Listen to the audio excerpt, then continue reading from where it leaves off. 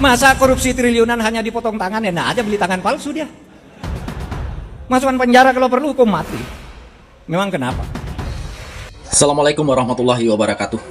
Apa kabar sahabat semua? Semoga selalu diberikan kesehatan, kekuatan, dan kelancaran dalam melaksanakan segala aktivitasnya. Amin ya rabbal alamin. Tersangka kasus program MBG terus bertambah. Sampai hari ini sudah berjumlah 5 orang. Selain daripada itu, mantan Ketua Mahkamah Konstitusi Mahfud MD menginginkan bahwa kasus triliunan korupsi yang berjumlah triliunan sebaiknya dihukum mati. Baik sahabat semua, berikut tayangan.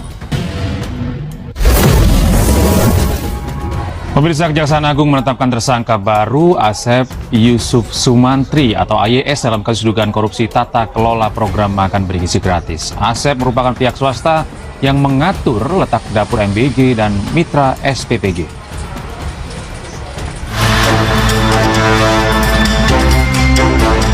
Kejaksaan Agung menetapkan tersangka baru dalam kasus dugaan korupsi tata kelola program makan bergizi gratis. Tersangka baru tersebut Asep Yusuf Sumantri atau AYS selaku pihak swasta. Asep merupakan pihak swasta yang diduga diminta Sony selaku Wakil Kepala Badan Gizi Nasional mencari mitra dalam rangka pelaksanaan MBG. Sony diduga memberi akses kepada Asep untuk melakukan intervensi kepada tim verifikator mitra MBG. Sehingga Sony mengetahui titik dapur yang kosong dan membatalkan status calon SPPG yang semula telah disetujui di portal mitra MBG. Asep diduga memberikan sejumlah uang kepada Sony. Bahwa setelah melakukan pengaturan titik-titik SPPG tersebut, saudara AYS secara melawan hukum memberikan sejumlah uang kepada tersangka SS. Bahwa tersangka melanggar pasal 12 huruf A, huruf B, Undang-Undang Tipikor dan pasal 605 ayat 2, pasal 606 tentang KUHP, dan terhadap tersangka saat ini dilakukan penahanan selama 20 hari ke depan di Rutan Salemba, Cabang Kejaksaan Negeri Jakarta Selatan. Sebelumnya, Kejagung telah menetapkan 3 orang sebagai tersangka kasus dugaan korupsi tata kelola MBG. Di antaranya adalah mantan Kepala BGN Dadan Hindayana, mantan Wakil Kepala BGN Sony Sonjaya, dan mantan Wakil Kepala BGN Lodwig Pusuk. Ini 3 orang tersangka pertama dalam kasus makan bergizi gratis. Itu dari Ketua BGN dan 2 orang wakil. Geser Pak, maaf Pak. Bapak jalannya pelan-pelan. Aja ya Pak. Bapak awas Pak. Bapak kamera. Lihat sini dulu. Lihat sini Pak, lihat sini dulu Pak. Sanksi mana nih Pak?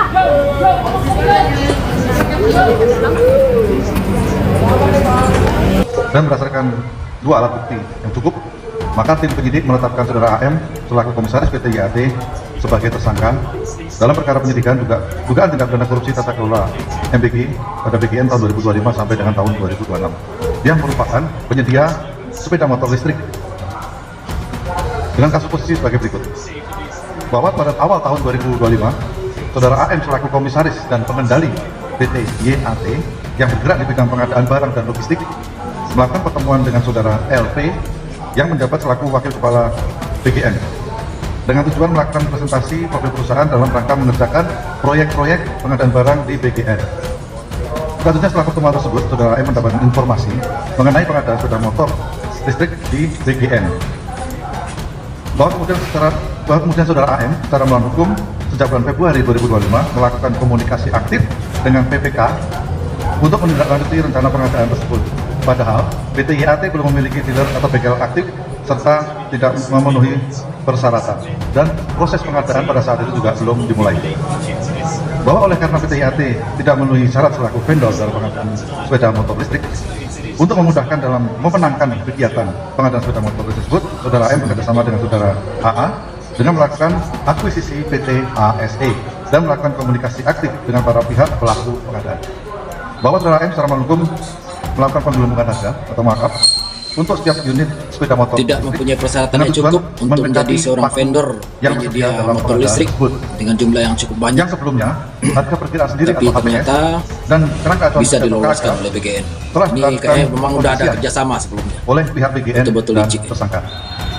Bahwa saudara M secara hukum telah mendapatkan bayaran penuh 100% atas pengadaan sepeda motor listrik sesuai dalam berita acara serah terima yang telah dimanipulasi. Seolah-olah perakitan sepeda motor telah selesai dan sesuai spesifikasi, padahal harga dan spesifikasi motor listrik tersebut tidak sesuai dengan standar barang dan kebutuhan BMN. Tersangka disangka melanggar pasal 603 dan 604 KUHP, dan saat ini tersangka dilakukan penahanan selama 20 hari ke depan di rutan Salemba, Cabang Kejaksaan Negeri Jakarta Selatan. Terima kasih. Apakah kemudian motor listrik yang diperkarakan hari ini itu betul yang sekarang sedang terbekalai di gudang di Sentul? Dan kalau iya, apa hubungannya antara PT GAT, PT Aglas, dan PT Emo ya, di mana motor-motor itu sekarang berada? Terima kasih. Betul memang motor itu seperti yang disebutkan tadi di salah satu gudang ya, di kawasan Jawa Barat ya. Betul, betul. Itu salah satu tempat gudang motor yang sekarang ini berada. Ya. Kemudian hubungannya apa? Jadi di sini yang menjadi pengendali itu adalah PT YAT. Ya. Kemudian PT YAT ini mengakuisisi PT Aglas, ya, sehingga digunakan sebagai sarana oleh tersangka ini untuk melakukan pengadaan secara melawan hukum. PT Emo nggak ada, itu hanya merek yang dibuat. Ya Pak, ya dari Metro TV. Apa landasan yang membuat motor-motor ini tidak menjadi barang bukti keseluruhan, jadi tetap bisa digunakan di SPPG selanjutnya? Jadi barang bukti itu tidak harus barang yang diadakan ini semuanya ya, tidak harus semua menjadi barang bukti. Apalagi ini merupakan pelayanan ya, kami tidak akan melakukan penyitaan terhadap seluruh barang bukti sepeda motor.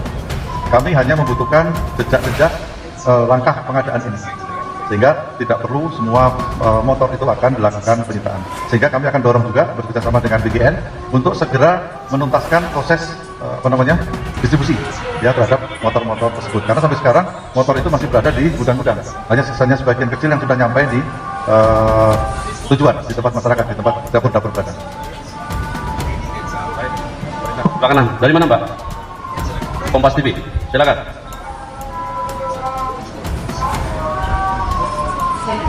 Selamat malam Pak, saya Bedriska dari Kompas TV. Kan ini kan sebetulnya kalau kita lihat duduk perkaranya kan ada beberapa perkara ya Pak, ada terkait dengan markup, ada juga terkait dengan jual beli stiker SPPG. Nah Pak, dari berapa tersangka dan berapa juga saksi yang sudah diperiksa, ini klaster dari modus korupsi ini bagaimana sih Pak sebetulnya? Dan juga kemudian kemarin saya sebetulnya tanya terkait dengan beberapa nama yang disebut dalam BAP. Ini ada update terbaru nggak Pak terkait dengan hal tersebut? Terima kasih. Untuk modus pernah saya sampaikan pada saat itu. Jadi modus besar yang kita titik sekarang ini ada dua klaster. Yang pertama adalah jual beli titik, yang pertama. Kemudian yang kedua adalah pengadaan barang atau jasa. Nah itu yang sedang kita sidik secara paralel. Nah untuk malam ini kami menetapkan tersangka terhadap salah satu proses pengadaan tersebut, yaitu motor listrik. Masih ada pengadaan yang lainnya yang sedang kami lakukan penyidikan. Kemudian apa lagi? Betul, sampai hari ini ada 5 tersangka. Kemudian untuk update-nya, kami akan melakukan pemeriksaan nanti pada minggu depan pada tersangka SS. Ya, dari mana? Dari Kompas.com. Ya, Pak mau bertanya, ini kan tadi sudah berarti total ada 5 tersangka ya Pak. Nah ini tadi mungkin apa saya juga lupa lihat dengar gitu, pasal yang ditersangkakan terhadap ini apa ya tadi belum disebutkan. Lalu juga kemarin kan Kejagung bilang akan mempelajari pengajuan judicial kolaborator itu. Nah dari Sony Jaya gitu. Itu mungkin butuh waktu berapa lama dari Kejagung untuk mempelajari hal itu? Terima kasih dulu. Untuk pasalnya adalah kalau dulu di Undang-Undang Tipikor pasal 2 pasal 3, kalau sekarang pasal 603 dan pasal 604 KUHP itu pasalnya. Kemudian untuk nama-nama tadi masih kami pelajari ya. Untuk dalam waktu dekat kami akan melakukan pemeriksaan terhadap tersangka SS untuk mengkonfirmasi dari pengajuan JC yang disampaikan pada kita. Dari mana? Ya, izin Pak Kapus, hadir saya Mamat dari Alright tadi. Izin mau nanya, sebenarnya dari para tersangka pejabat bagian ini yang mendasari meng-ACC motor listrik itu apa? Sementara kebutuhan seperti di daerah-daerah itu kan sebenarnya belum mumpuni untuk adanya motor listrik. Dasarnya kenapa? Gitu, terima kasih.